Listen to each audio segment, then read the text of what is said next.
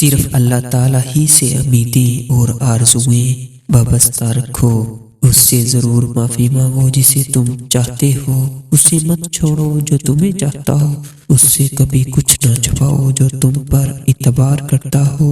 زندگی میں ہمیشہ اپنے چاہنے والوں کو اپنی کمی محسوس کرواؤ، مگر یہ دوری اتنی لمبی نہ کرو کہ کوئی آپ کے بغیر جینا سیکھ لے۔ جہاں آپ کی عزت نہ ہو وہاں مت جاؤ، چاہے کھانا سونے کی پلیٹ میں اور چاندی کے چمچ کے ساتھ ہی کیوں نہ دیا جائے۔ دل میں برائی رکھنے سے بہتر ہے ناراضگی ظاہر کر دو۔ دوست کی غلطی ریت پر لکھو تاکہ پانی اسے مٹا دے، اور دوست کے احسان پتھر پر لکھو تاکہ کوئی اسے مٹا نہ سکے۔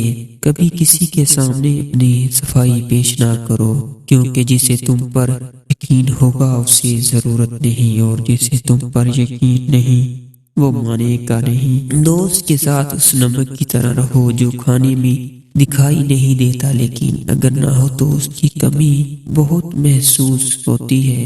دوست دو چیزوں کے ثواب کو تولا نہیں جا سکتا، معاف کر دینا اور عدل کرنا۔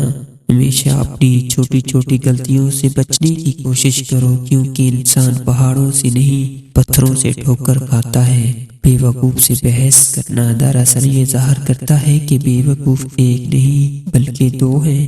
دوستی کرنا اتنا آسان ہے جیسے مٹی سے مٹی لکھنا، اور دوستی نہ پانا اتنا مشکل ہے کہ جیسے پانی سے پانی لکھنا۔ لفظ انسان کے غلام ہوتے ہیں، مگر صرف بولنے سے پہلے تک بولنے کے بعد انسان اپنے الفاظ کا غلام بن جاتا ہے۔